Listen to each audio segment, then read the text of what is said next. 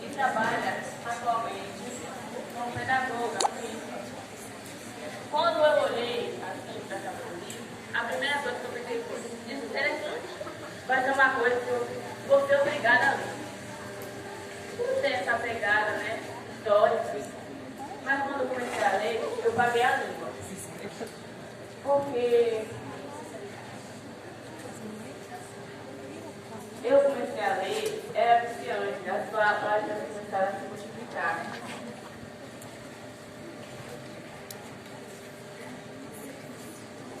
Foi incrível como Caiane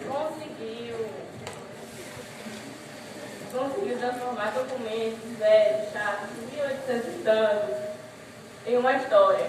Conseguiu fazer a gente enxergar aquilo como uma vida. Aquilo me deu sentimento.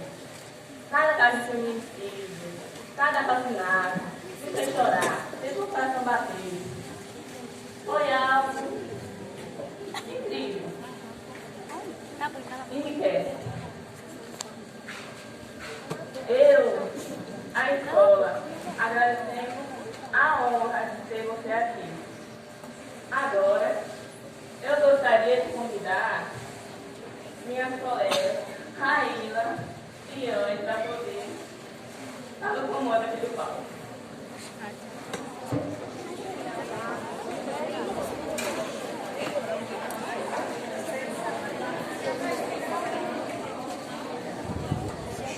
Se eu tivesse lá na frente, eu falaria cala a boca, é melhor ter ficado lá. A boca do homem.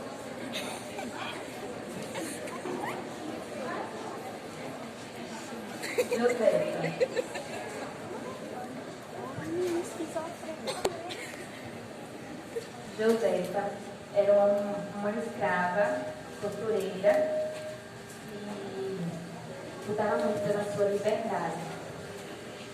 Sua mãe, Dona Margarida, era uma mulher muito ambiciosa e exigia que sua filha se casasse, porque na cabeça dela, se as mulheres não se casassem, não seriam mulheres de verdade. Josefa não era muito a favor de se casar, mas a dela, mais tranquila. Até que um dia apareceu na vida de Chique um rapaz que se encantou por Josefa e queria casar com ela a qualquer tempo.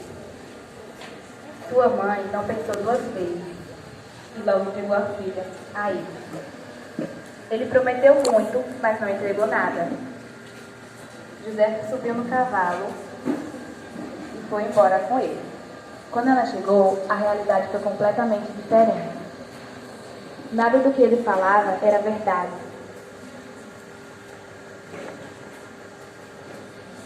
Josefa sofria muito nas mãos desse homem. Ele agredia ela, xingava, maltratava e várias outras coisas que se possam imaginar. Até que um dia, Josefa e seu marido estavam indo para a roça. Eles passaram por um pé de um bezerro que estava carregado da fruta. Ele pediu que Josefa retirasse para ele alguns embudos. Ela simplesmente se negou, dizendo que ele tinha mãos e que ele poderia pegar. Ele ficou furioso, vermelho de raiva. Não pensou duas vezes e assassinou Josefa. Então, essa foi um pouco da história de Josefa. Essa história também é um alerta para as mulheres a terem cuidado com o que se relaciona. E se acontecer qualquer tipo de violência, denunciar ou terminar com o agressor. E também nunca ficar com a pessoa por interesse ou algo do tipo.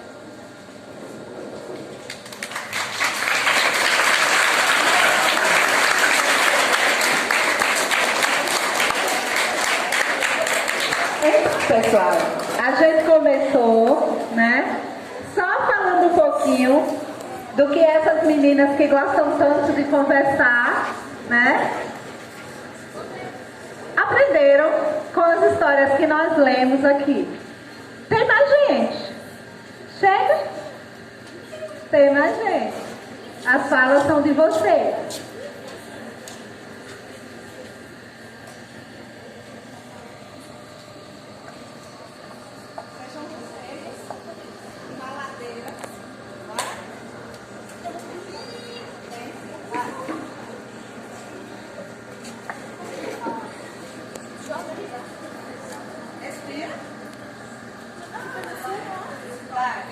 Vai lá, faz o que vocês planejaram.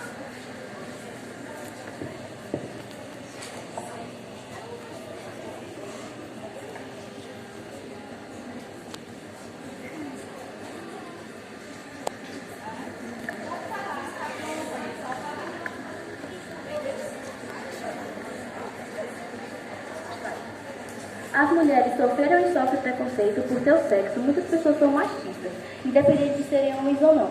Porque geralmente todo mundo associa machismo a homem, né? Mas geralmente não é só homem.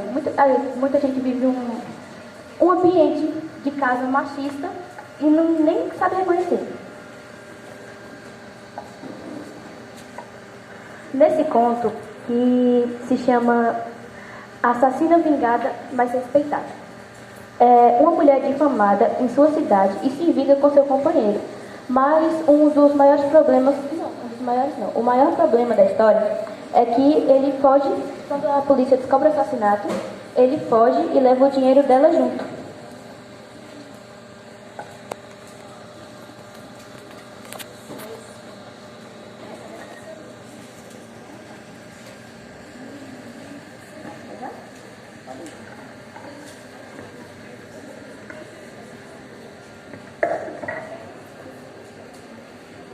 No desfecho da história,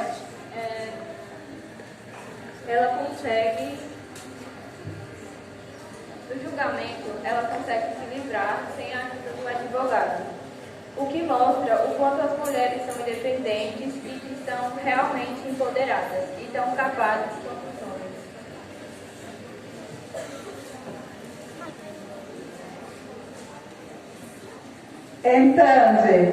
Então, gente, as meninas quiseram falar sobre isso, apesar da gente estar diante de uma obra que a gente falou de escravidão, mas eram pontos que elas estavam sempre chamando a atenção, era a situação da mulher dentro do contexto do cativeiro.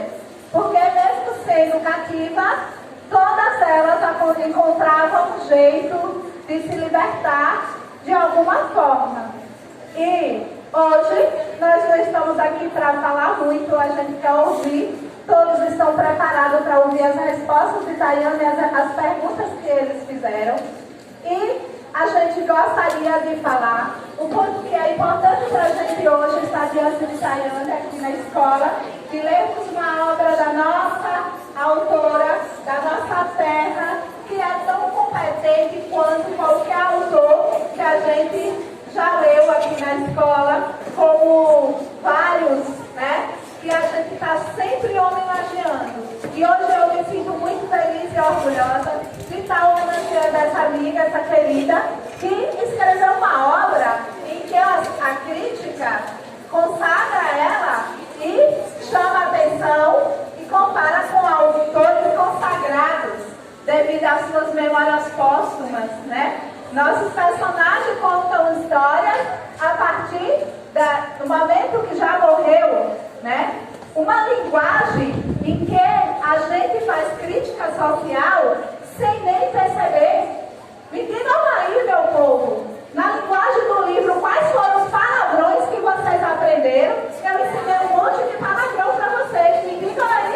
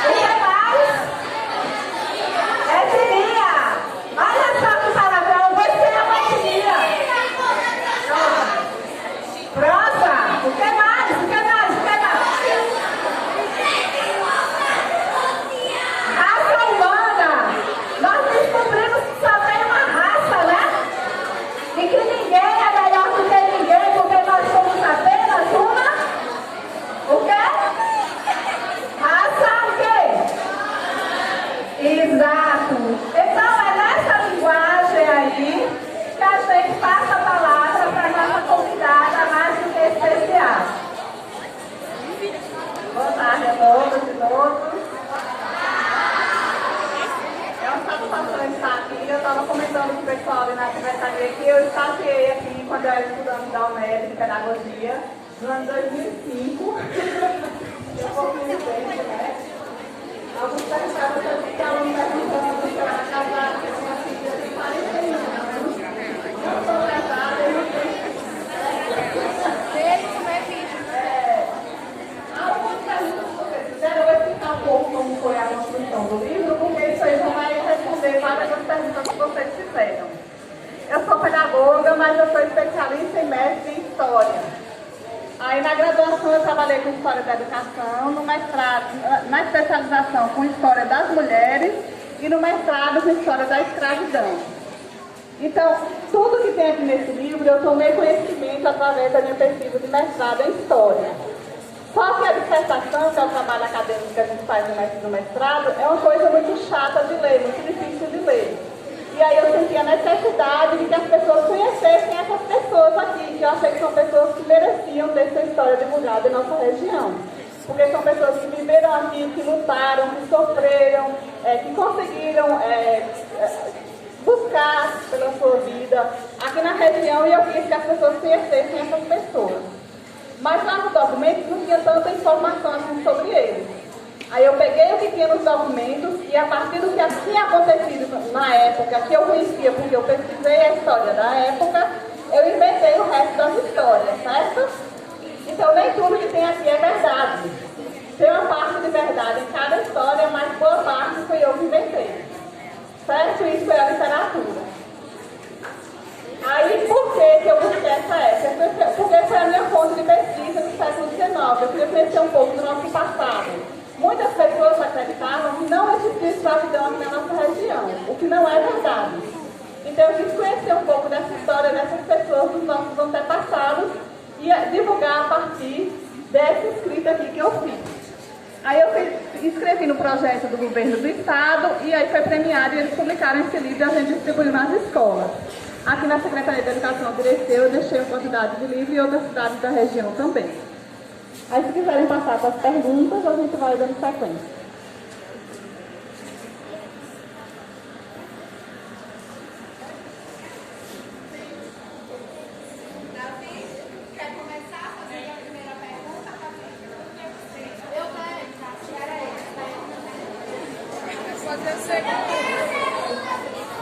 Alô, alô. Calma, um de cada vez.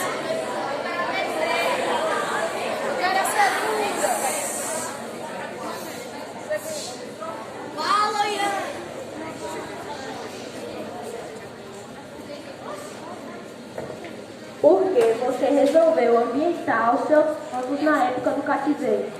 Porque era uma época que eu tinha curiosidade de conhecer melhor, né? Porque isso foi há mais de 100 anos atrás. Aí eu tinha curiosidade de saber um pouco como é essa época, eu pesquisei, fiz a minha dissertação, e aí eu quis escrever sobre isso para que mais gente conhecesse essa época, né? Como vocês conheceram agora com a leitura desse livro.